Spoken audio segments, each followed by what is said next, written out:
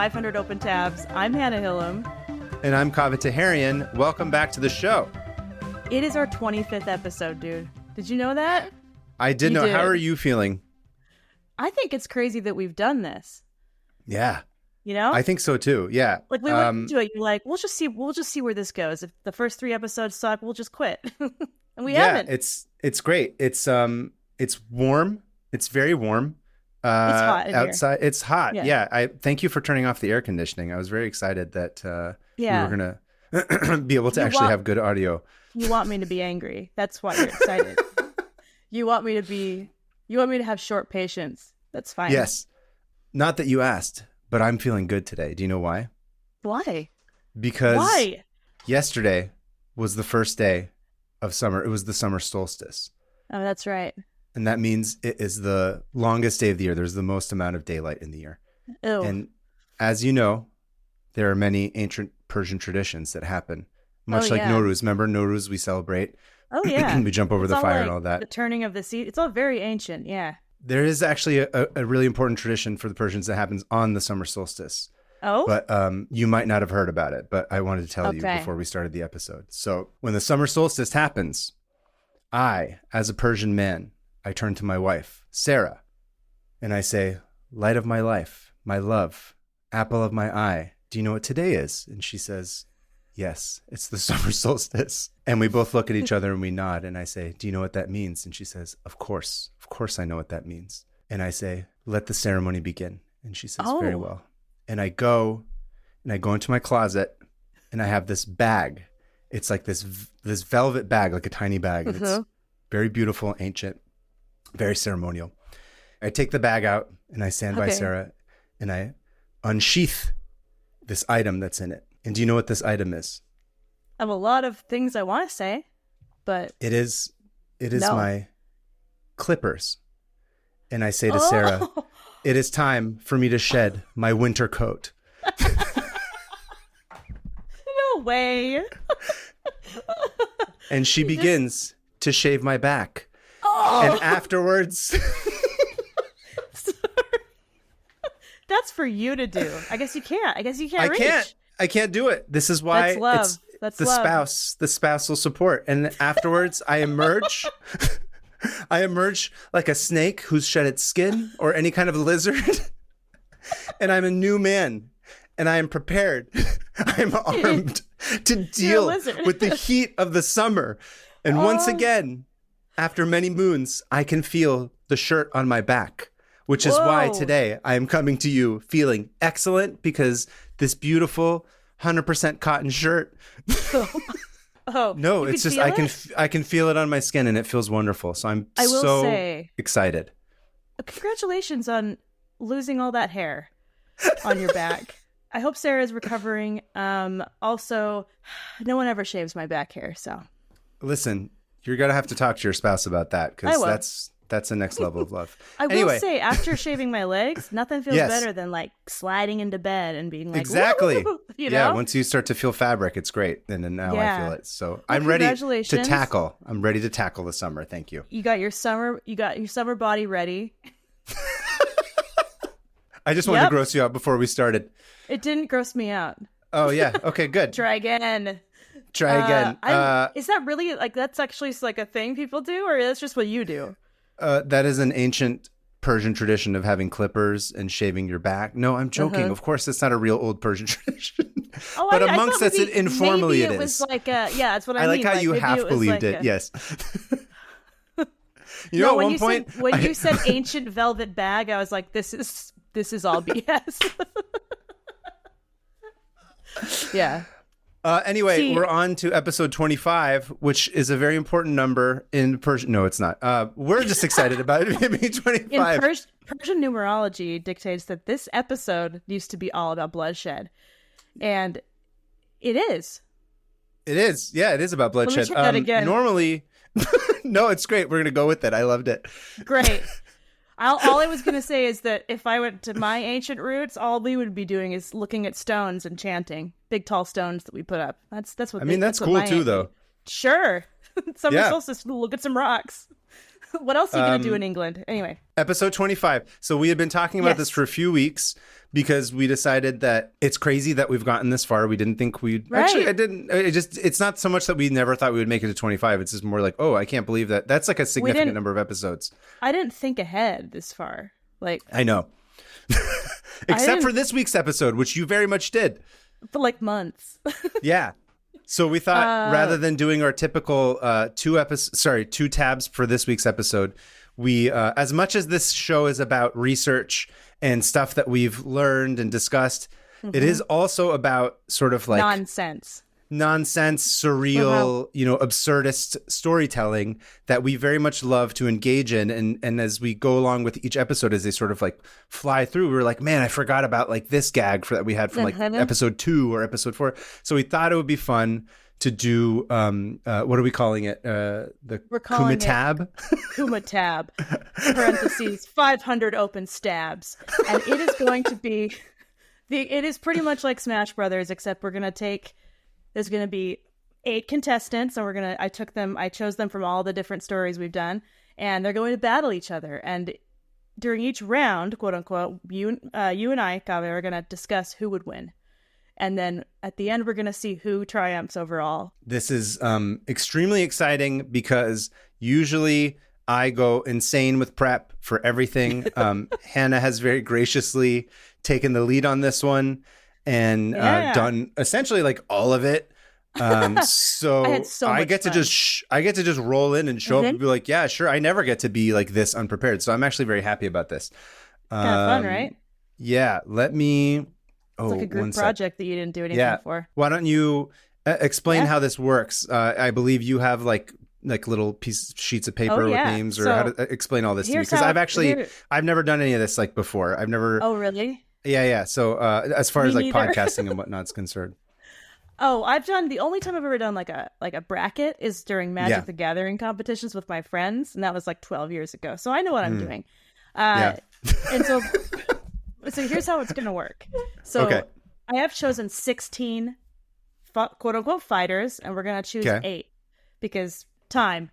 And I will go ahead. For those of you watching the video, I have a box that my daughter drew the alphabet on. So it's really cool. Yeah, looks like a madman's graffiti. But I'm going to pick 2 names from here, and those are going to be the first round contestants. Okay. And then I'm going to pick a location, a battleground from this one, and that is where they're going to fight. This is awesome. I am so excited for this. They come with strengths and weaknesses. And the battleground will dictate how easy or hard it is for them to win or lose. So let's say they're on the sand. That plays into it. We have to keep that in mind while we're talking. Really, Hannah? Again, sand. Sensitivity training. Look, yeah. So let's say, for example, they're fighting in the air. That has to be taken into consideration. Also, their strengths and weaknesses. So I'll get into those. As we pick them, I'll tell you the details of each of them. Hold on. And so in the interest of time, because you and I are not the best at keeping track all the time. Yes. We're going to try and stick to about 10 minutes-ish. Yep. 10 minutes-ish for each one. Okay. I'm going to set a timer every time you do it, just so we can keep track of it. But of course, we're not going to be like strictly beholden to that. But just as like a loose, right. Whenever you're ready, tell me to hit. Yeah. Okay. Go. Okay, round 1 is a 10th century Viking versus Richard Nixon. Richard Nixon, over. Next. They're going to be fighting in a Taco Bell. So, all right. So here's what I'm going to say. All right. So Richard Nixon, his strengths are he comes equipped with 2 giant pandas. All right. Oh, and he can harness their powers, or whatever those powers may be. Shitting left and right everywhere. Yeah. Yes. Those are his only weapons in this. Oh. His strengths are he's the commander-in-chief of the United States, but not anymore. Okay. He's good at wiretapping and he's good at lying. And his weaknesses is that he's sloppy. He doesn't do any of it well. So there's Richard Nixon versus 10th century Viking. The Viking has spears and swords. His strengths are no fear of death and a lot of hallucinogens. And his weakness is that he's drunk. So, question. They're in a Taco Bell. Yes. In the Taco Bell, Are we talking about, like, is it just a Taco Bell that they're fighting in? Does business as usual continue in the Taco Bell? Like, can Nixon go order something from the Taco Bell counter and bring it back to feed his pandas? Yeah. Yes. Okay, so. Great. Look, I'm already going to say, I think the Vikings going to win, but we got to actually I don't think so at all. No. Okay, explain. I think Richard Nixon, with his money that he's probably stolen from somebody, goes. Yeah. He goes to the counter and he just orders, like, what's the most shitty stomach churning thing that you could have possibly gotten for a panda, right? So, like, I don't know, like a 10-pack of bean burritos. Feeds the pandas immediately. When they're sleeping, he takes them like bagpipes and just goes whoosh. I guess that's true, because the Viking will just slip because he's drunk.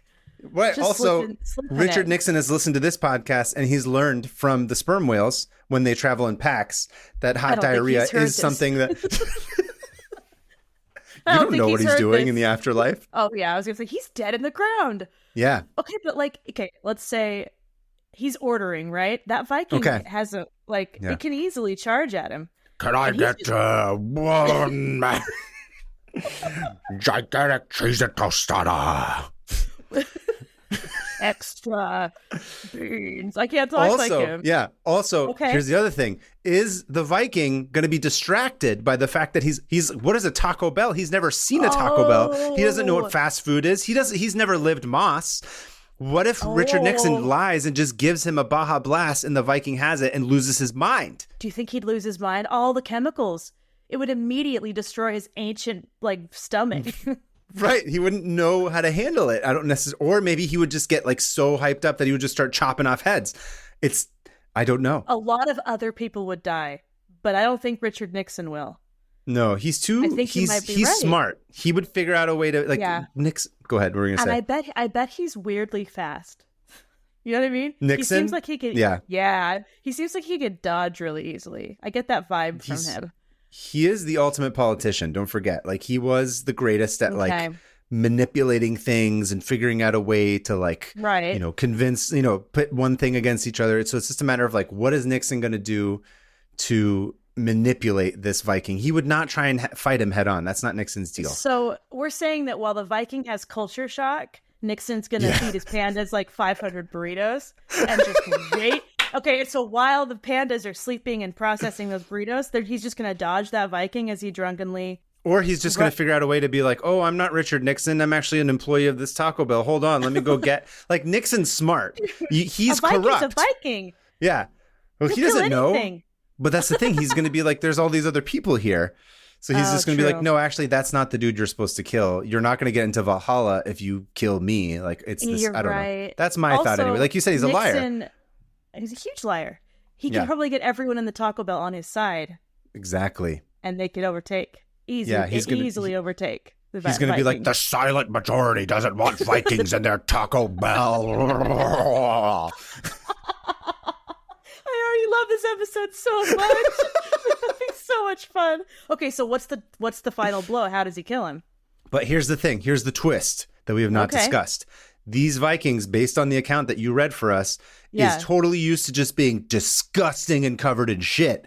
True. So even being covered with copious amounts of panda diarrhea might not do anything to this Viking. But it'll make him slip. That's the thing. That's the only saving grace, is that he might slip on a banana peel and hit his head somewhere and die. But I don't know. Again, I have my own personal bias where I want Richard Nixon to win just because it's funny to have him beat a Viking with pandas, even though it's totally illogical.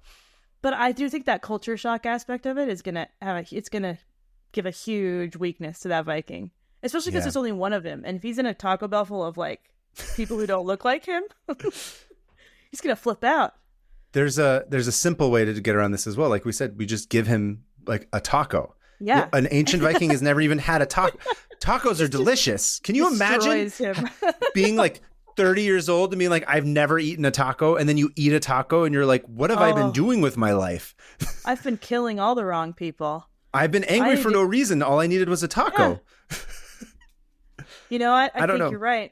No, I think you're right, because the power of Taco Bell and the power of Richard Nixon combined.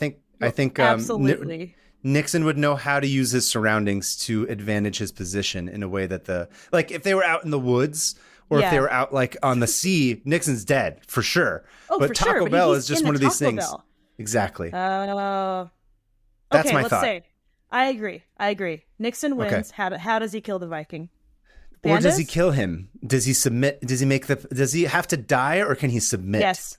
No, he has to die. Okay. Yes, I've decided that right now. I think Nixon figures out a way to not kill him directly, but frame him for some sort of crime that results in him getting the death penalty. Like he blames, I don't know, Vietnam on him or something. Or is it or he sends him to Cambodia. I don't know. He sends him to, oh no. Yeah, he'll find a way. Yeah, he'll stick him on an airplane, which will make the Viking have a mental breakdown. Yeah, and then some heart attack. Yeah, again, Nixon won't do the dirty work himself. He'll figure out a way for somebody else to do it. Okay, Richard Nixon wins, beats that Viking fair and square. Wow. That was like a pretty clear cut one, though. I think. Yeah. Hang on, let me write this down. Nixon versus Viking, and Nixon won. If Richard Nixon wins all of these, I'll be so mad. I'll be so mad happy. At you. He is your horse in this race, isn't he? He's always my horse in every race because never bet against Nixon. I have one of my best friends from grad school. I think I told you this. Chuck. He's obsessed with Richard Nixon, and he just has this period where all he read was about Nixon. It's like his favorite like Shakespearean political figure. So like through osmosis, I've become obsessed with Richard Nixon just as a character, as I've said before. So Nixon's always funny. And Reagan with you, that horrible picture you send me all the time of Reagan wearing sweatpants on Air Force One. To be clear, every picture of Reagan is a horrible picture of Reagan because he's horrible. But yes, that one where he's wearing sweatpants is the most disgusting thing you'll see. The sweatpants are too baggy in all the wrong places. Ew, it's so and gross. One of them is tucked into his shoe. One leg is tucked into his shoe. I've studied that picture because I drew it on your birthday. I drew it on your birthday present. Which, by the way, I don't know if you noticed, I put it up onto the mirror behind me for this episode. Thank you, Alyssa and Hannah. This is a wonderful Michelin Man poster that I referenced in that one episode. Yeah. Where he's taking the spare tire out of his stomach. I will get it framed properly at some point, but I wanted to just show it off for this one. It looks great. It does. I want one now. I should have got myself one. Anyway. You should have gotten yourself one. Anyway, okay, continue. Who are we? Okay, round 2 is... Round 2. A moonbat person. Okay. Versus an exploding whale. Okay. On an island made of Legos. Oh, okay. So we got moonbat person. A big dead whale, because the whale is dead. Here's the thing. I'm going to give you the stats. Okay. The whale's weapon is literal tons of rotting guts, and its strength can explode at any time, really. And its weaknesses is it's dead and stationary. So the moonbat person is... I put with weapons, I just put not applicable because I have no idea. Do you remember anything about them having weapons? There was nothing about them having weapons, although in theory, if we go back to the episode, somebody did Lunar 9/11.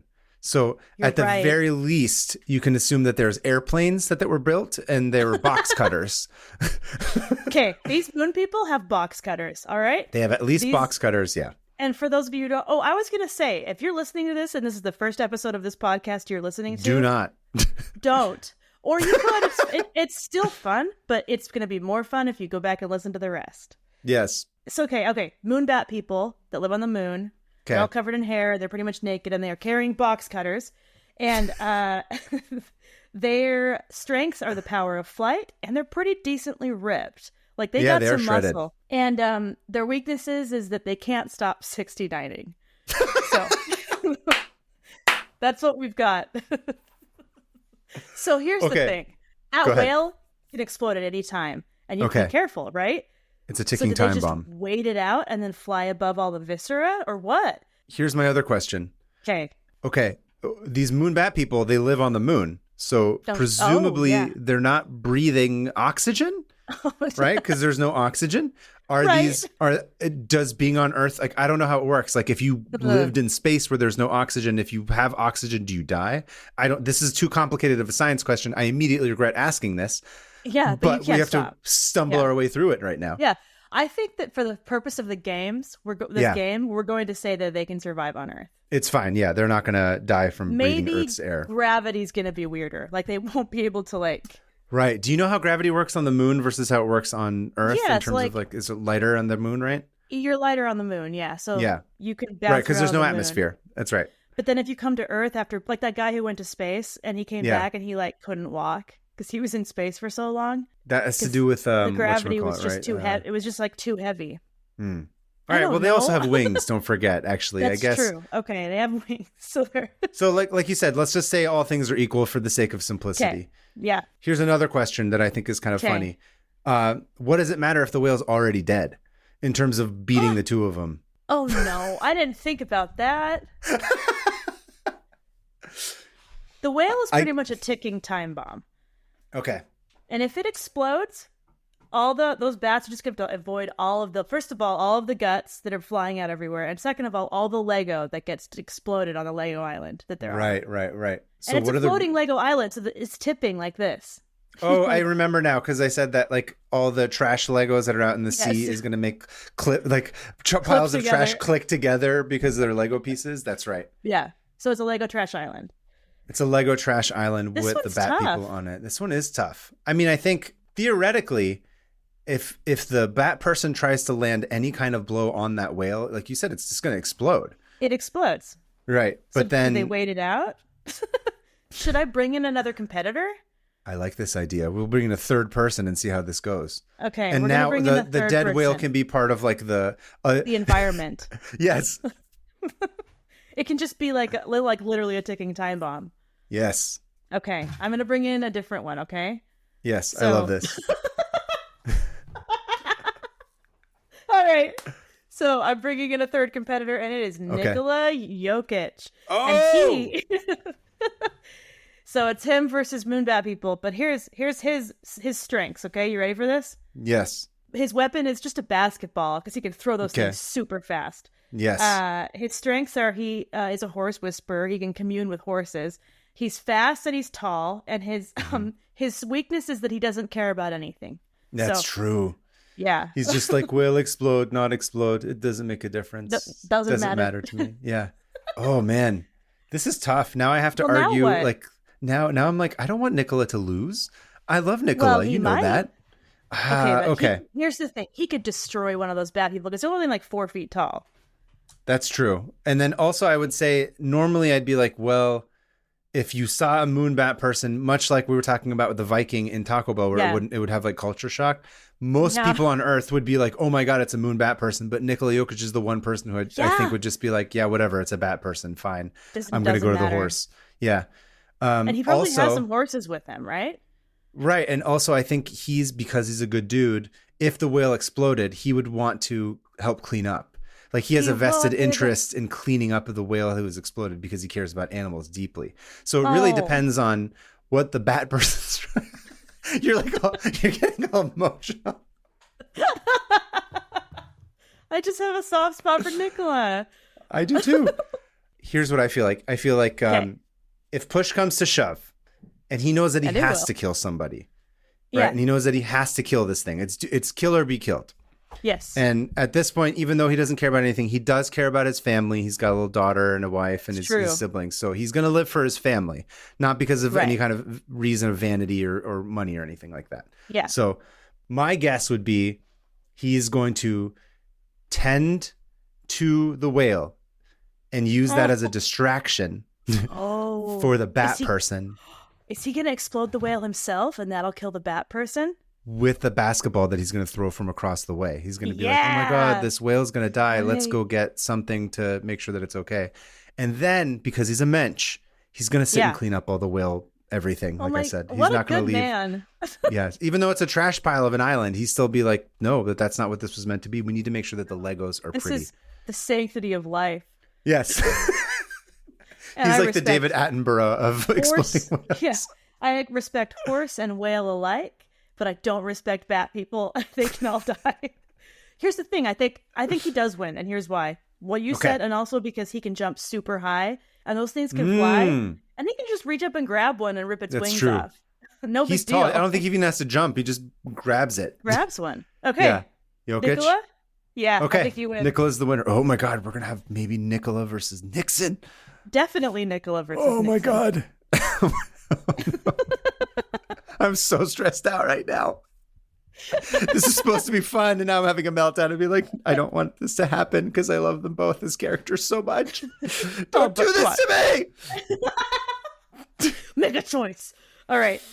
Next, round 3. You ready? Round 3. We have a lobotomized housewife versus Peter Stump, the werewolf. Peter Stump.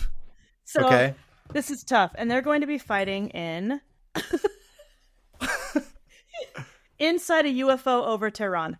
Oh, inside of it. Inside, like floating over the city. Inside of a UFO. I didn't. In 1976. In 1976, and here are their strengths. Ready? Here they're ready for their stats. Yeah. Okay, lobotomized housewife her weapons are she dual wields kitchen knives. Okay. Her strengths are she's hopped up on amphetamines and has superhuman strength from all the pent up rage. Yeah. Her weaknesses are that she's easily distracted because she's lobotomized, and she's apathetic because she's lobotomized. True, because she's lobotomized. Peter Stump, his weapon is Satan's belt that turns him into a werewolf. Turns him into a werewolf. But that can also be taken off of him, and he can turn not into a werewolf. He can turn back into a man. He also has claws. His strengths are the power of Satan himself. Mm-hmm. He can run fast, and he's already an experienced killer. His weaknesses is he's scared of angry mobs, and he has to turn back into a regular dude. Okay. If they're in a UFO. Well, let's just say classic 50s, 60s, 70s UFO. Green-headed aliens. Flying saucer kind of thing. Flying saucer. Yeah, that's the other thing, too, is like what we haven't established is there are aliens inside the ship with them as well. Kind of like the Taco Bell one. Like what's... Oh, yeah. Like they're flying it around like they're doing the work. I think they're just watching. No, I just mean like it's not like a drone. It's an actual spaceship. Oh, I don't know. I was just thinking an empty UFO, but then I thought there might need to be aliens.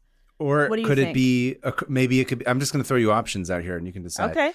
It could be a drone, which means that's not fun.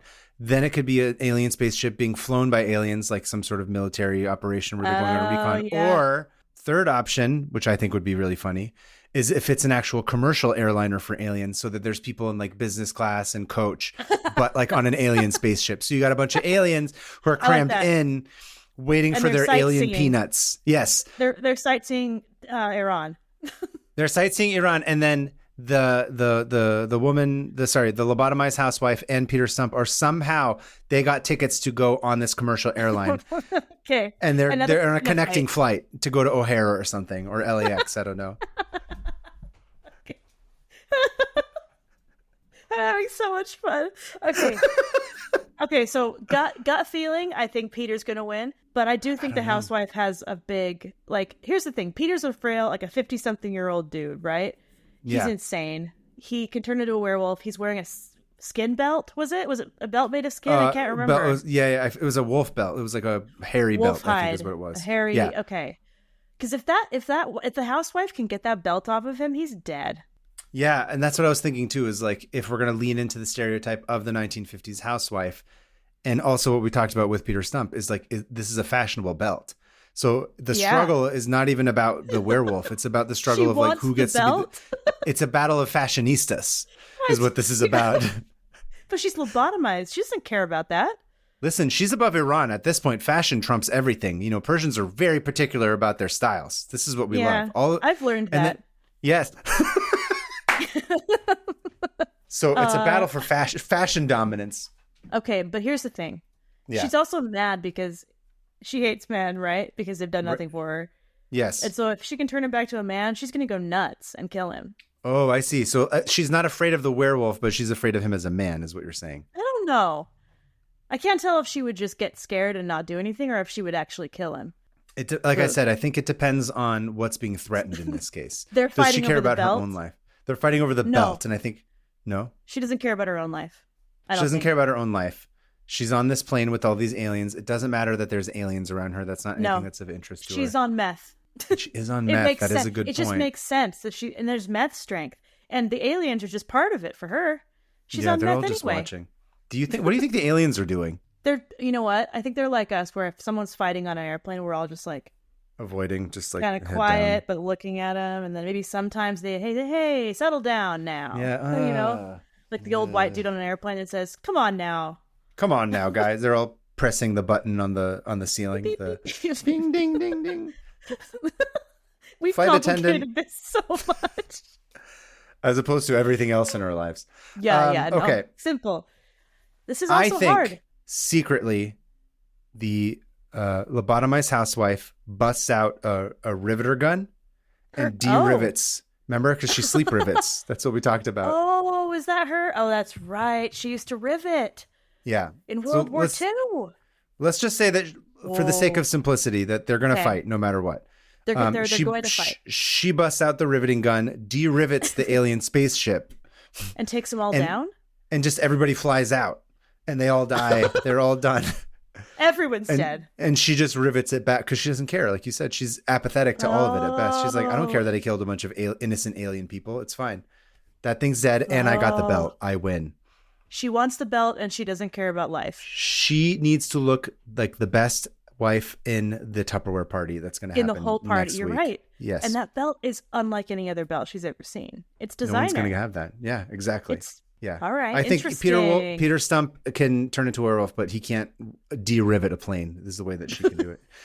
And then postscript, extra bonus, she gets a job at Boeing and becomes a billionaire, and then everything's fine because she's really good at making planes. Yeah. Planes are falling apart. She's got to be like 85 now. She's still good. All right. You know what? I think the unpredictability of the meth mixed with the apathy of the lobotomy is really going to make a good combo for her. And I think she will win. And I think you're right. And don't forget, she's kind of in a sleep, like you said, she's in a sleep state. She's like half awake, half asleep. She's more like lobotomies just kind of make you dull. Like you're awake. Okay. You're all right. I guess, she's not full conscious. She's not super conscious of everything, is she? Again, I don't know. Everything's just dulled. So she's still the same person, but she just doesn't have the fight in her anymore. Or like her personality is dull, but then the meth just makes her insane and it gives her meth strength.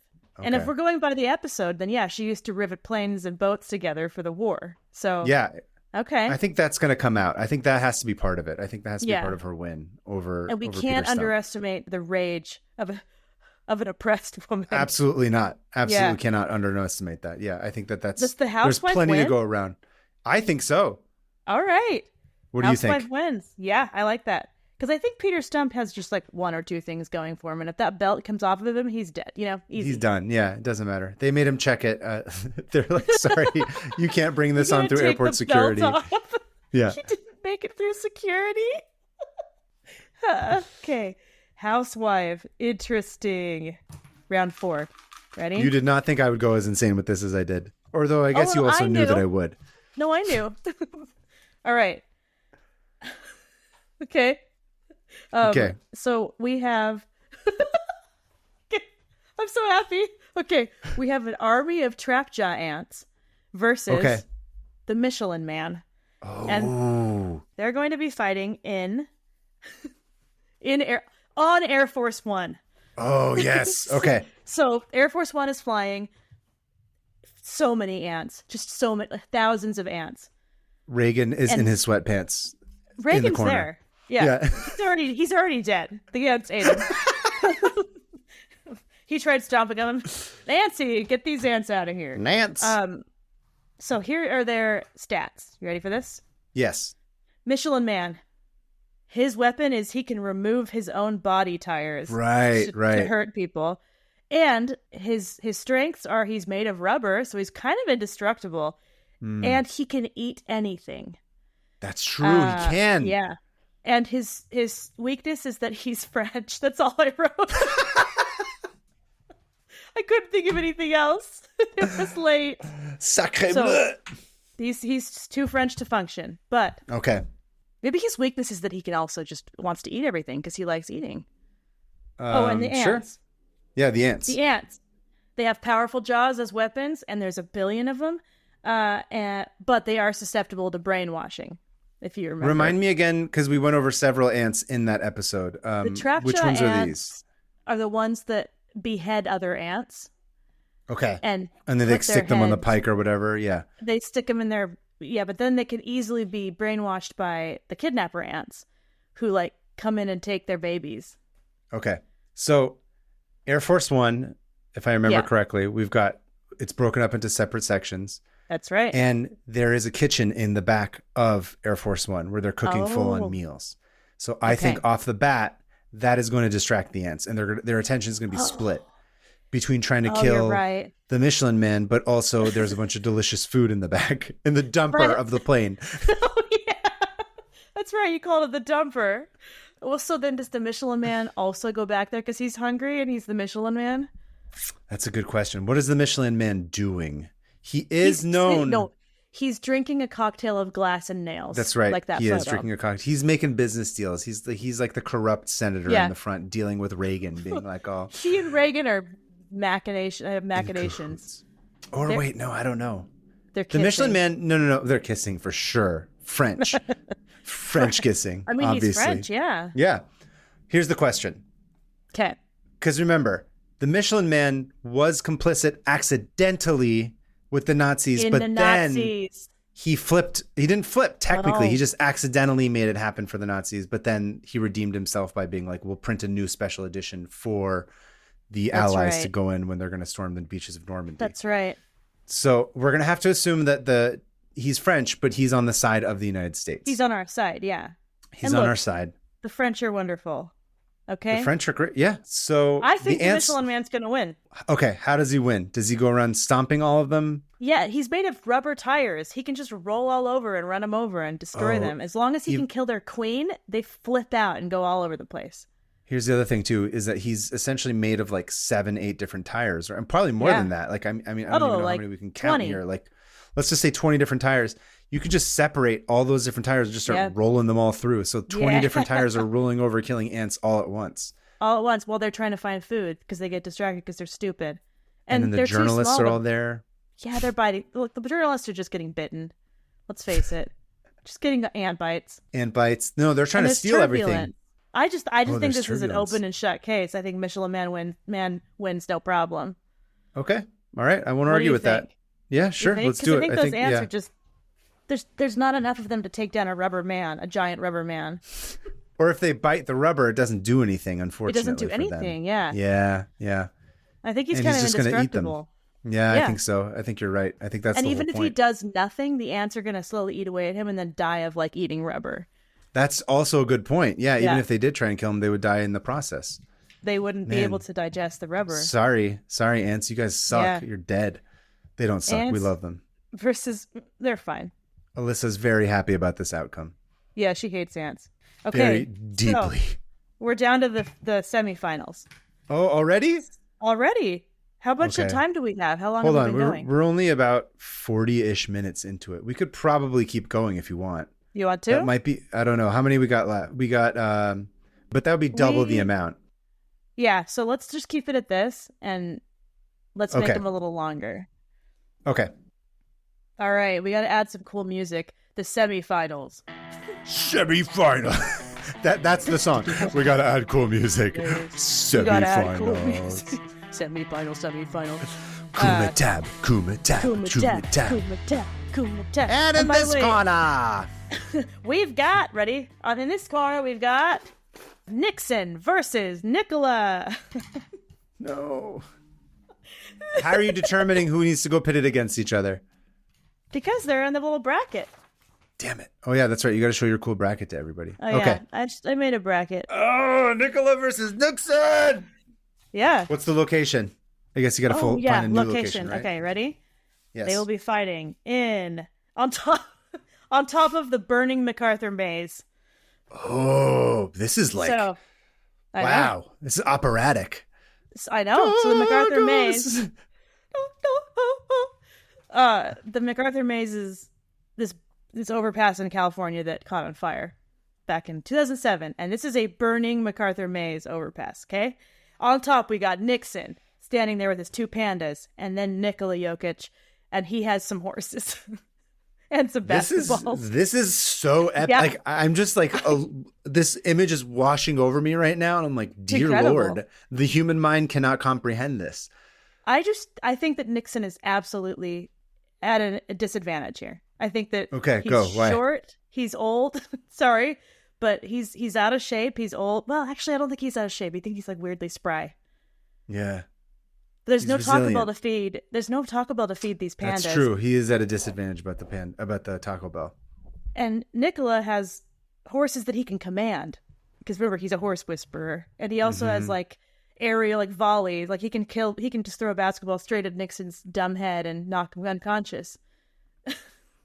That's what I think. Okay. But there is a flaming overpass that's about to collapse at some point. So that is the X factor here, in which it doesn't matter how much Nikola can control. Nixon will play dirty, and he will figure out a way. He will he will not fight him 1-to-1. He will not fight him 1-on-1, like hand to hand. He will figure out a way to let the environment do the work for him, because that is consistent with Nixon. You're right. So it's really a matter of dodging. Wait, hold on. In this scenario, I just remembered my entire 2 tabs that I did. Is the flaming freeway, the fleshy freeway, alive? Because remember, it's got a sternum with a rib cage, and it's got boba concrete. Is alive. It is alive. Okay, so that's another X factor that we have to consider. It's wounded because it's on fire. This overpass is wounded. Please, if this is the first episode you're listening to and you're still listening, go listen to other episodes first, okay, or else this isn't going to make sense. So is the fleshy freeway overpass, it is screaming, it is on fire, it is upset. It's just screaming. Oh, Nixon's like, can't stand this. He can't handle the screaming. I think Nikola would stay cool through all of this. Okay. How does he stay cool? How does he do it? Have you seen him play? He can like dodge and jump and. Oh no, I'm sorry. How does he kill Nixon? Brute strength. Yeah. He just goes over, just punches him as hard as he can. Yeah, punches him right in his face. Okay. With a bat, or first he throws the basketball at him, because he's good at aiming too, because he's a pro. And that basketball just hits him right in the face, or wherever. Maybe he takes out the pandas, but he wouldn't. He loves the pandas. Here's the thing, and you might not know this. Richard Nixon was a football player in his youth. What? He is an athlete. Oh. So I don't know how good he was, but I do know that Nixon had some athletic abilities and musical abilities, which I think is crazy. Like, weird. He played like piano and all this stuff. Yeah. What? Yes. I kind of love him. That just added so much to his character. He's insane. Yeah. So let's just assume, just to make this fun, is that Nixon is able to, based on his previous experience of being an athlete, like in high school a little bit, he's able to dodge these throws. Like, he's equally pitted against him in terms of, so we got to take sportsmanship out of this. So sports are no longer an element. So we're just going to go based off of pure intellect. Pure intellect? Oh, I still think empathy. Nicola's got it. Nikola. Here's what I think. I think the thing that Nikola has over Nixon is a love of animals and an ability to get animals to love him. So while pandas. Nixon is trying to push shit out of the pandas and like use it, Nikola is faster than any human being on earth cleaning up all that shit, because we know that that's a fact, that's a thing that he likes to do to make them feel comfortable. He shovels the stables. Yeah, so immediately he's just like shovel like in fast speed, right? And next thing you know, in between napping, these pandas look over and they're like, this Nikola guy is like a super nice dude. He's looking out for us. He's trying to clean, and they switch sides. They do. They switch sides. And then he's got horses, pandas, basketball, and a shovel against Nixon. And the pandas, in my imagination, are riding the horses because why not? Absolutely. They're lazy. Yes. And they're sleeping on the horses. Actually, that's when they take a nap. They went and laid there. And there's like, I don't know, like 5 horses, let's say. Let's say 5 horses with pandas on top of them. And then you got Nixon, who let's be real here, probably has made some sort of a pact with the devil. He is now able to hold a seance and use the fleshy freeway that's on fire and screaming and turn that into his own weapon. Kind of kaiju type thing.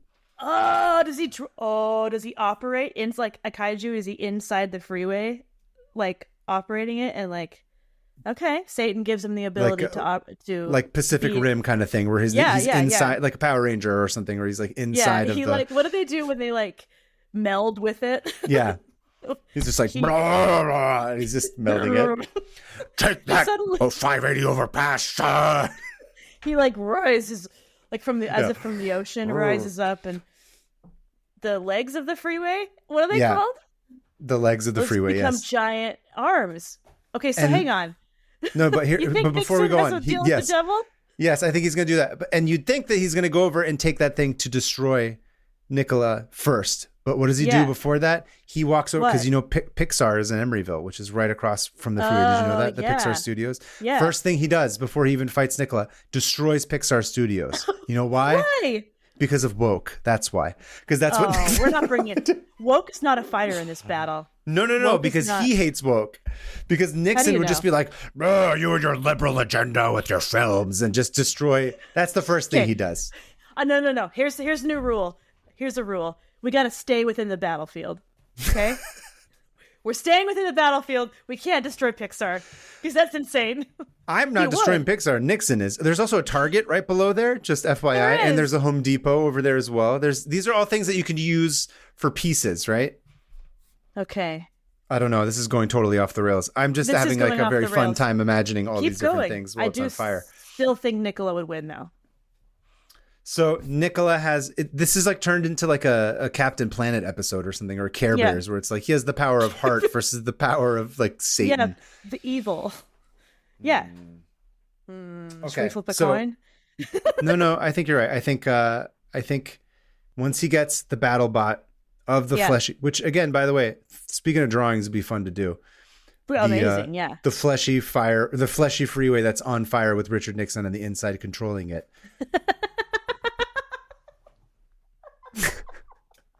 I just pictured it. I think I just truly pictured it.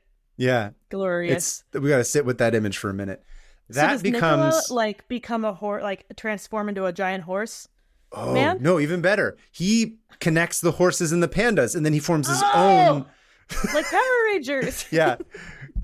He does his own Power Rangers thing. Horse legs. He's like standing. He's got pandas for fists. Yeah. Okay. There it is. Pandas for fists, horses for legs and abs. All right. Yeah. And then he's punching the fleshy freeway. And then when he punches, that's when all the shit comes out, which of course he cleans up afterwards because he's a considerate man. Yeah. He's a considerate. But here's the thing. It's living. It's like a big, heavy, concrete living thing versus fleshy pandas and horses who will immediately rip open and die. That's true. However, does Richard Nixon win? I don't know. This is going to be tough, honestly. The only bet that we can have is that somehow Nicola draws Nixon out onto the Bay Bridge and he kicks him in, and then Nixon drowns in the San Francisco Bay. He can't get out of his... He can't get out of the suit. No. He's probably not a good swimmer. I don't know for sure one way or another, but I imagine that that's probably what would happen. Okay, Nikola Jokic. That got weird. That got weird. It's exactly how I wanted it to get. Good. Hello, friends. Would you like to help Hannah and I? All you have to do is go to nebula.tv/500opentabs and sign up for Nebula, where they have exclusives like David Lean Queer Subtext by Maggie Mayfish. In this video, Maggie explores the work of David Lean, who wasn't gay himself, but wove queer themes throughout his filmography. From his early work with the gay writer Noel Coward on Brief Encounter, to the homoerotic subtext of Lawrence of Arabia, Lean's films offer rich subtext and sometimes explored some progressive ideas that were unexpected for the time. I myself am a huge fan of Lean's work, particularly Lawrence of Arabia, which I consider what you kids today would call one of the GOATs, despite it being a film filled with camels. Unless camel is a cool young person acronym that I am unaware of. Cool, absolutely, miraculously, extremely legit? I don't know. I guess it's time for me to sign up for my AARP card. You can find this video and dozens of other high production originals on Nebula, a video streaming platform built by and for creators. And of course, I'm contractually obligated to tell you that subscribers get a special feed to listen to this show ad-free. Go to nebula.tv/500opentabs and get 40% off an annual subscription. By signing up, you can support other creators like Lindsay Ellis, Princess Weeks, and many more. Remember, sign up at nebula.tv/500opentabs and help us become the camels of the podcast world. All right. Semifinal round number 2. Gong. Housewife versus the Michelin Man. Sorry, a lobotomized housewife versus the Michelin Man. And they're going to be fighting at... on a golf course surrounded by sharks. Oh, right. So they can't get out of this golf course because it's surrounded by like little lakes and pockets of sharks. There are theoretically a bunch of golf clubs lying around that either one of them could use. Yeah, and golf balls. I think right off the bat, the housewife hates golf so much. So much. So much more. It's a competition. So it's her competition for attention for her husband. So I think off the bat, it's already going to be unfair because she's just going to be like super hypercharged of rage because of golf. She also has knives, although a Michelin Man can eat nails and glass. So what's to say he can't eat knives? That's true. Anything that she throws at him, he's just going to be like, whatever, I'll eat this. It doesn't matter. So is he full of air like a tire, or is he just tires with like? Is the air holding him together, or does he just have nothing in him? You know. So you're saying like if he gets popped, like he deflates and he doesn't have any power left. Right. I like to think that there's flesh inside. It's like flesh with rubber around it. I think you might be right. Flesh tires. Flesh tires. I think that you like to think of there being flesh in everything. Everything is living. Freeways are alive. Tires are alive. They breathe. They're conscious. This desk has flesh in it. Doors. Everything. This podcast mic. Let's see. I think disgusting. I can't. This is too crazy. This is crazy. I feel insane right now. This is insane. Okay, so we're going to have to bring the sharks into it. They are bull sharks. Yeah, I think we're going to have to. They're not on anyone's side though. No, so they're not going to be, but it's going to be like somehow that's going to have to affect the outcome of this, I think, in terms of like, this being an entertaining story. Because like you said, they're pretty evenly matched. The Michelin Man is only emboldened the more things that are thrown at him, he eats them. But she doesn't have to throw. She's dual wielding, remember? She can just like puncture a bunch of holes.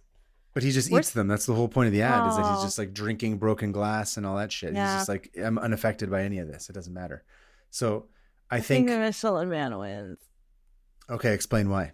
Because here's the thing. If we're in hand-to-hand combat, nothing else involved. Housewife, Super Smash Brothers style. Housewife with knives versus the Michelin Man. The Michelin Man is going to absorb all of her punches, all of her knives. He is way stronger. He's bigger. He's tall and big and scary. Remember those like pictures of the guys in the suits? He's big. He's made of rubber. He's heavy. So even against her riveting gun, even against all of her knives and her meth strength, I think he's still stronger. I think she'll give him a huge fight because she's insane. But I think in the end, he's heavy enough to just lay on top of her. just roll around on top. Roll around.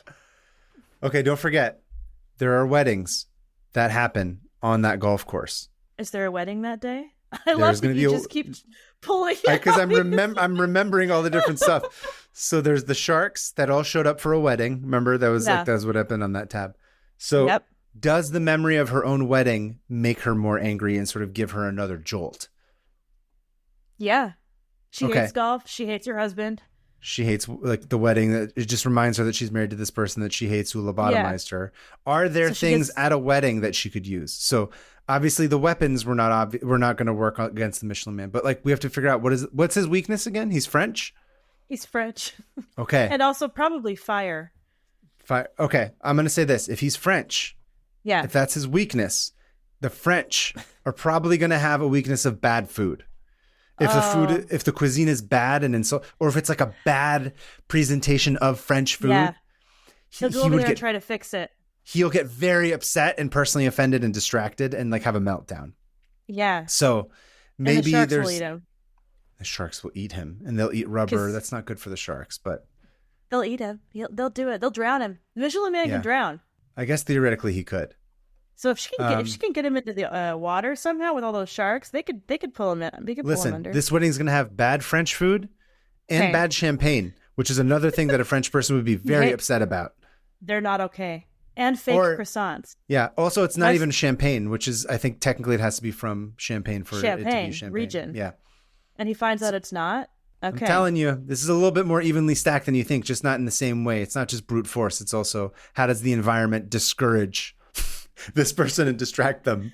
Okay. Well, I never wrote that there was a wedding, but if we want to incorporate a wedding into this, then that's fine by me because there were weddings there. Yes. Wedding with terrible champagne, terrible French cuisine. That's the French weakness of the Michelin Man. Okay. And then at that point, because how is he? The only way he'll die is if you puncture him in whatever rubber heart he has. I don't know. How does he die? Can you kill the Michelin Man? I was going to say, can you even kill? I think we've arrived at the end of like the internet where we're like, is it even possible to kill the Michelin Man? I don't know if it is. I don't think because he can obviously pull apart his own body to take tires out of it. And that doesn't kill him. No, I think he has to lose the will to live. That's going to be the only way that we kill the Michelin Man. But he fought the Nazis. Yeah, because there's purpose. The Nazis were trying to kill everybody. I think bad French cuisine, bad French champagne. That's not actually from Champagne. These are the things that if the housewife figures this out, this is how she takes him down. I'm trying to think of like one more thing that could be the nail in the coffin to kill him. It'd be some other thing that would be like an egregious attack on the French sensibility. Mixing church and state. That's a good one. Yes. They don't like that. They don't like mixing of church and state. Anything else? I'm trying to think of what else would really just like offend the French person's tastes. But you were thinking Michelin Man's a global man now. He used to be French, but I don't know, you said man. It's still French is his weakness, like you said. I made that up in 2 seconds. And I took it like it's the word of God. Oh, thanks. Thanks. I still think the Michelin Man will win. Yeah. Okay. All right. Michelin Man it is. All right. You good with that? Does that feel right? Yeah. Like you said. My only concern is that we've now established that the Michelin Man's immortal and that he can't be killed, which means it doesn't even make sense for him to go to the next round because he's just automatically going to win. Well, we don't know that. That's true. We don't. Okay. This is not what I expected, but the finalists are Nikola Jokic versus the Michelin Man. Dear Lord. And they're going to be ready. Gong or whatever big noise. They're going to be fighting on the top of Mount Acatenango. Oh, is that the one that we did with Alyssa? Oh, yeah. With so there's the Argentine army. Mountains. The Argentine army is there. You think? That was part of the hallucinations, right? That's right. Okay, so this mountain, in the episode we did, these hikers got stuck up there and they started hallucinating because there wasn't enough oxygen. So keep that in mind. So these two... There's theoretically... let's just establish this setting a little bit more. Okay. Right? So there's at least one broken off arm that's in the ice. So yeah, there's like there's a singular arm poking out, dead guy. There's a father-son going on a trip. Remember we had a father-son hiking trip where they're going to bring back pieces of dead bodies? Yes. There's the Argentine army. Vivid hallucinations of the Argentinian. Vivid hallucinations. Yeah, so because Nikola is human, he will be more susceptible to the hallucinations. That's true. But here's the thing. We got to figure out the Michelin Man. If he can't be immortal. Nothing's immortal except for Jonathan the Tortoise. Yeah. I'm telling you, French, like you said, French is his weakness. So theoretically, he could freeze because he's got no warm blood or anything in him. He could be trapped in the ice. Oh, you're right. Also, like, how does rubber react to ice?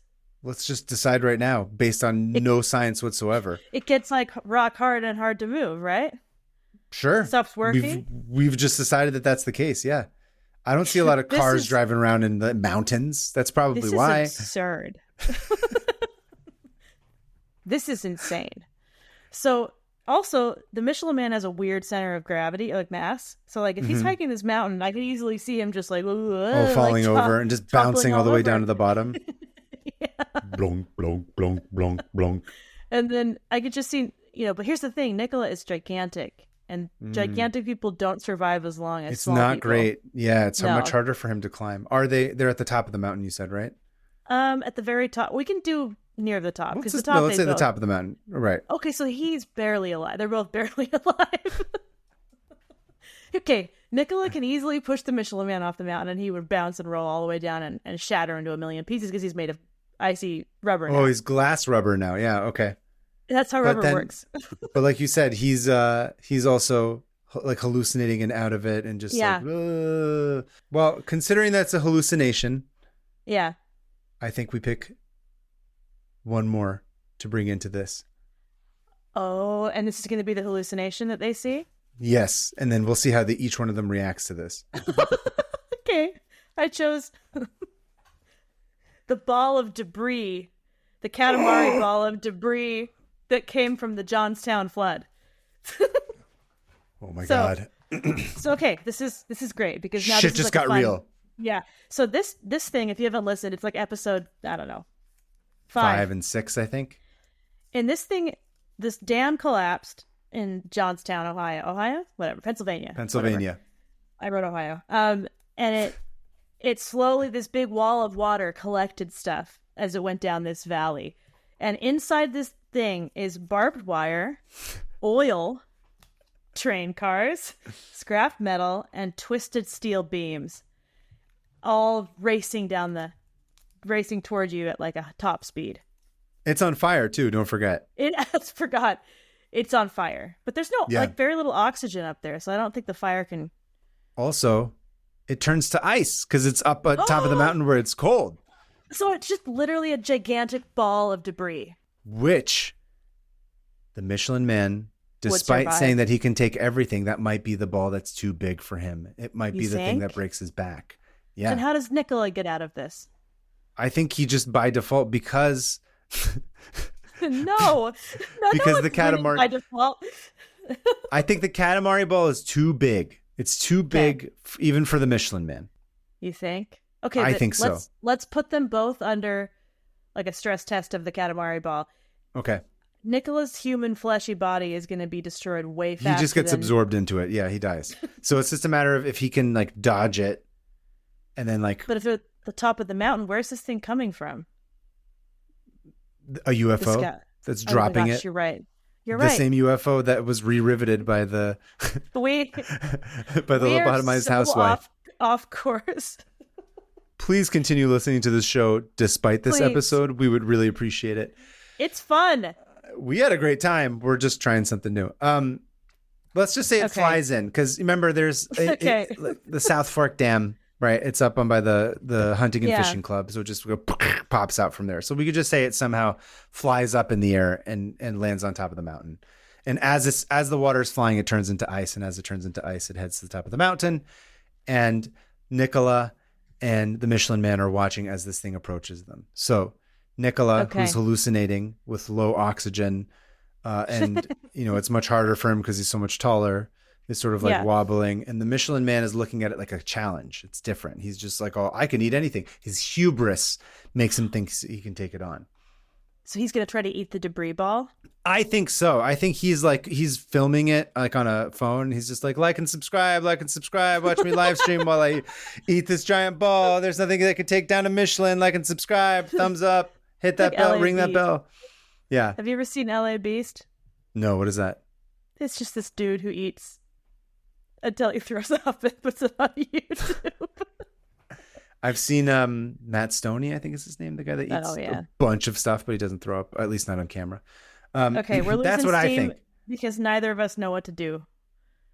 I think Nicola wins.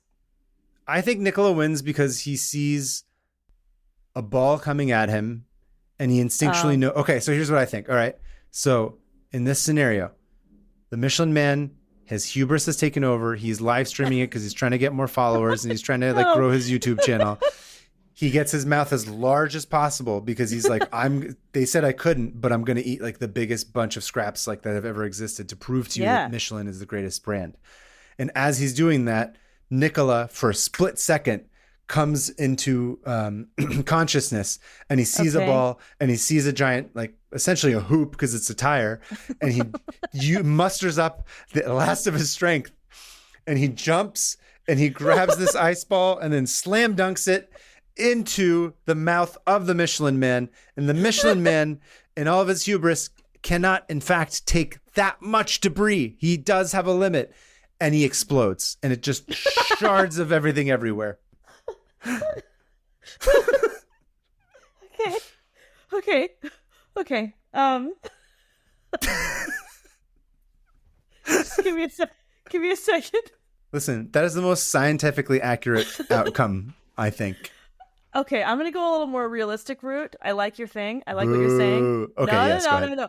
If it comes down to they're both in the, maybe we should take that Katamari ball out. Actually, no, it's in. No. We brought it in. Okay. Yeah. Okay. I'm really attached to this outcome. I know, and I'm really not. So I think that even if the Michelin Man, this ball is gigantic. Right. It's like a mile wide, right? It's gigantic, not that big. I think it's like probably about 40 feet tall, if I'm not mistaken. If we're gonna go with like the wave and just turn it into a ball, let's just say it's 40 feet. Nicola is not superhuman. He can't pick up a 40-foot wide ball of ice and debris and slam it down a Michelin Man's throat. Listen, the Michelin Man's not real. What does it matter? He just fought Richard Nixon in the Richard Nixon kaiju in a giant flesh robot suit. No, Nicola did. But what I'm saying, it's like, what does it matter if like if the Michelin Man is real or reality? But sorry, go ahead. Finish the thought. But flesh versus rubber, rubber's going to win. Even if it gets eviscerated, he's still going to survive. You're saying that even if the pieces are broken up, it will still not be dead. It can be put back together. Whereas if Nicola explodes, he's gone. I think the Michelin Man is indestructible. I think you have to burn him like a vampire. Burn rubber. Oh, if he catches on fire, he'll never stop because those like tire fires last forever. I don't know, man. I have my vote. My vote is that I think that the ending I gave is funny and poetic, and Nicola comes out on top, and the Michelin Man's hubris ends him. That's my vote. Yeah. But what does your final say? Michelin Man. Whatever you believe in your heart. It sounds like in your heart you don't believe that Nicola will win. I believe the Michelin Man would win. Okay. Maybe it's a tie. It's a tie. Maybe neither of them die. I've never been in a situation like this before. I don't know how it works. Maybe the mountain wins. Mountain wins. They both die. They both would die. The Katamari ball would win. That's true. But in this case, I think the Katamari ball has been introduced as like an agent of chaos, not like a third person for them to compete with. It's not a third party. Yeah. I think you gotta just make a decision. I did. It's the Michelin Man. Okay. Hannah incorrectly predicts that the Michelin Man is... We're going to flip a coin. We're going to flip this... We're going to flip this SanDisk thing, okay? The SD logo card. side, SD card. Logo side is Michelin Man. Blank side is Nicola, okay? That actually worked really well. Michelin Man. Boo. Michelin Man is our winner. He is... What does he get? He gets to kill us. Yes, that's right. Normally, where we'd be closing tabs, we decided that the winner of this matchup gets to Baja Blast us into the bog. Yes. And the Michelin Man is going to be the one who does it. He's going to be willing to do it. Do we have... How is he going to Baja Blast us? Is it just like burning rubber? Oh, boing? Yeah, just like boing, just like boing. Smack us in with his rubbery body. Okay. I guess there's no tabs to close, but we could just count it down. Okay. So just do, rubber boingy boing, and then we flop into the box. I'm exhausted. Why am I so tired? Okay. Because that was long. That was hard. 3, 2, 1. 1. All right. Moving on. Thank you guys. That was a lot of fun. We got some time to do listener emails. Let's do listener emails. Let's keep, we've got a little bit of normalcy for this one. Kaveh, thanks for humoring me. That was really fun. A lot of fun. Thanks for doing all that. I can't believe you were able to do it so well, and that you had an excellent chart and everything, and you filled all the information out. It was a lot of fun to do it. Can I tell you the ones that weren't drawn, just for fun? Oh, yeah. Let's hear them. Jonathan the Tortoise, 70 semi-trained movie lions, Felix Carvajal, like the runner that in the Boston, in the marathon, the postman, Thomas Blood with a mallet. Tom Blood. Frank Dukes. Yes. And 30 drunk monks. 30 drunk monks. It would have been funny to see the 30 drunk monks versus the semi-trained lions. Yeah, it would have. Anyway. All right. On to listener emails. Email number 1 is Andres from Spain. You've heard of Spain, correct? No. You don't, it's a country in Europe. I don't know. I know I've never heard of her. My name is Andres, and I listen to your podcast from Spain. First of all, excuse my English. I can listen and read it very well, but I'm a mess writing and speaking it. Hey, Andres, guess what? So are we. So are we. Also, you sound great. Everything's been correct. Agreed. Right into my tab. Always, when I start a new job, I do a little research about who is the patron saint of that specific job. That is amazing. So far, I've worked assembling furniture. Saint Joseph, who was a carpenter, that's the saint. Oh, yeah. On a car factory line, San Cristobal, and a writer, Saint Francis of Sales. These are the saints that are corresponding to all those jobs. I'm an atheist, but I find it fun. Yeah. Nowadays, I work fixing photocopying machines, and I found out that back in the early days, when the monks and the medieval copyists worked on a manuscript, they did not have a saint. They had a little devil. What? It was called, you ready for this? Yeah. Titivilis. Who stole all the little mistakes they made while writing and count them in hell to use against the monks on their judgment day. Whoa. It's like, who was it, St. Peter that like takes all your stats? Yeah. This is like the devil version of that. The devil version. He's way to the gates of hell. It's more like you misspelled, like you used their THERE instead of apostrophe RE after the Y. That is kind of hell. Thing. Yeah. That is hell. Somebody correct me on that. That's just growing up with an English major older sister. Shout out. I find I find amazing that there's literally no patron for the people who literally wrote biblical texts all the time. Thank you so much for your podcast. And if you want to know, the patron saint of the illustrators is Saint Lucas. From Andres. Also, St. Lucas.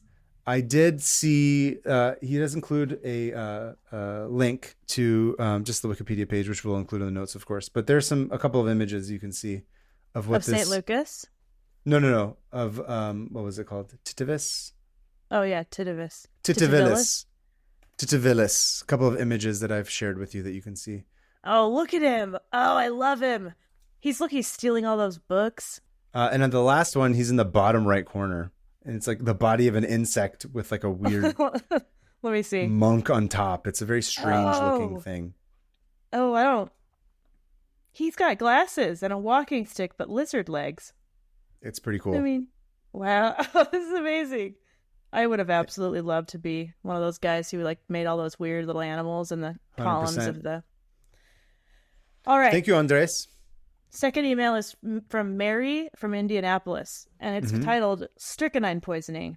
Hi, Kaveh and Hannah. I just finished listening to Marathon Moon, wherein a 1904 marathon runner was given strychnine to help him run. You were asking if anyone could tell you how it works. The rat poison. Yeah, the rat poison. You may well hear from more qualified people, but I am a veterinarian and pulled up my old toxicology notes. Oh. So obviously, big disclaimer that this could work entirely different in people. Who knows? So this is if a dog ingests strychnine. Essentially, strychnine works on cells in a specific region of the spinal cord, and that causes uncontrolled, exaggerated reflex arcs in motor neurons. This leads to muscle spasms and hyperextension of limbs and body. Whoa. It causes death from respiratory failure between 10 minutes to 48 hours. Strychnine poisoning in dogs looks very similar to tetanus. I'm sorry, I'm laughing because this is all about dogs. I believe since in small doses, the more severe effects are delayed. They were looking to just improve muscle contractions, like if you were fatigued from running 26 miles without water and your muscles had no energy to contract on their own. Today, we have much safer stimulants that also you probably shouldn't use in an Olympic marathon. Probably not. No, don't. It is still used as a rodenticide. Oh, still uses rat poison. Rat poison, yeah. But due to EPA laws, only by licensed pest control of applicators. I do think any other rat poison would be even worse to take during an Olympic marathon. It has also been mixed into street drugs, so that's a thing. Whoa. Hopefully this was helpful, unless an actual human toxicologist wrote in, Mary from Indianapolis, and they say that there's no link because this was off of a Word document from 2018 that is a 50-page study guide that you do not want. Wow. So, okay. A veterinarian. Thank you, Mary. That kind of makes sense. Yeah. Yeah, that sounds awesome. Animals, we listen, at the end of the day, we're all just animals. Yeah. Doesn't make a difference. We're all just made of flesh, like the freeway. Like the freeway, exactly. Thank you, Mary from Indianapolis, for your submission, as well as Andres from Spain. If you also have an email that you would like to submit of a tab that you have recently closed that we inspired you to do, please go ahead and send it to us. 500opentabs@gmail.com. That's 500. Give us a little blurb. Let us know what you learned briefly, and also include the link. And most importantly, let us know where you're from, because it excites us to find friends across the world.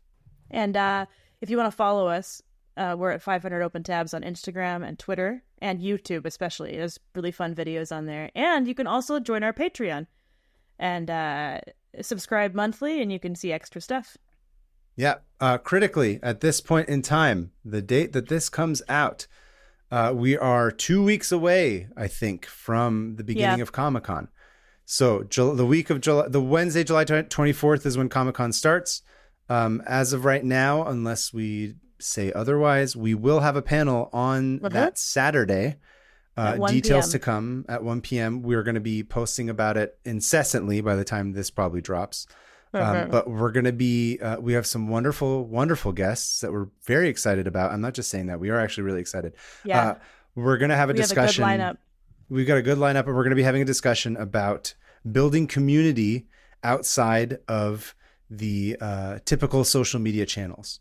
And algorithm. And algorithms. So it's called Escaping the Algorithm is the name of the panel. So we got some guests on there that we're going to talk about it. We're going to probably film it. So we'll probably put it up on YouTube as well afterwards. But if you're in San Diego, if you're going to be at Comic-Con, please come to the convention and come to the panel. And if you're not going to be there, but you know a friend that's going to be there, tell them, hey, go to this panel. It's really important. We're also going to be having some fun podcast specific things to have. What am I trying to say? We're going to be having a scavenger hunt. We're going to be handing out really cool fans for all the warm people that are out there waiting in line, and all the fans of the show as well. On it, there will be information about a scavenger hunt. And if you find and take pictures of the stuff that's on the fan, you can bring it back to our table at BB01 in Artist Alley, and we will give you a fun reward. It's a really fun reward. It is. We've been going insane trying to make these happen. At the time of this recording, we still haven't finished making them, but in theory, they will exist. Very little. Yeah. No, we've done quite a bit. It's been a long time coming. We've been doing this. Anyway, you can follow me at Hannah Hillam on everything. You can follow me. I'm at PermaFriends on Instagram, basically. And of course, we're 500 Open Tabs. I think you said that on everything. Yeah. Oh, Discord. Follow us on the Discord. Follow the Discord. Follow the links. Follow the sponsor links. Give us good reviews. Tell all your friends. Tell your friends. Tell your friends. Above all, tell your friends. Tell your friends. Thank you guys for listening so far. That we have 25 episodes. Thank you, Hannah, for making this crazy, insane episode and putting it together. It was really a lot of fun to do. This was an experiment for us. where we thought maybe we'll do something like this every 25 episodes because we have a tendency, I don't know, Hannah, I think you're the same way, where as soon as I do something or draw something or write something and it's done, I forget that I ever did it. And then I don't remember any of the things that I've created. And then I'm like, oh, I've never created anything in my life. So to have a recap at 25, to be able to look back at all the insane stories that we've threaded out is kind of fun to do. So we'd like to do this like every 25 just to sort of remember them and then maybe thread them all together somehow into a giant, mega, super duper story. Or not. But we're both like in our 60s. We're like, well, Michelin Man still wins. Michelin Man is made of mozzarella and Billy Bob is there eating all the food. I don't know why my accent came in, but that's what happens. You're an old Southern man. We just get wheeled away. We're just talking into like I had a podcast. A hairbrush, thinking it's a microphone. I will say I listened to all of the episodes again to get all the info. Oh yeah? For this. And we're insane. Yes. I did not need to listen to the podcast to know that. Was there one that you found particularly unhinged in retrospect? The first first one? Right out the gate. Right out the gate. No, the exploding whale one was pretty unhinged in that it was just disgusting. Mm-hmm. And then another particularly unhinged one was Roar with the lions. That was a fun one. And I go by unhinged because like we were both laughing so hard. Like we do laugh a lot. We do have a lot of fun. Too much. But yeah, no, there's some pretty crazy stuff. Most of the ones we just make stuff up. We just make a lot of characters up. Anyway. Well, thank you for 25 great episodes. Thank you to Alyssa for getting us over the line, for piecing these all together. Of course, thank you, Joe, for helping us get all this stuff together in time for Comic-Con as well. And most importantly, thank you, the listener, for continuing to listen to this podcast. I assume this will be the last one you ever listen to, but I promise next week we'll be back. Yeah. We'll have a guest. And it'll be great. Anyway, until then, keep it Josie, everyone. Keep it Josie. I guess we salute now. Why not?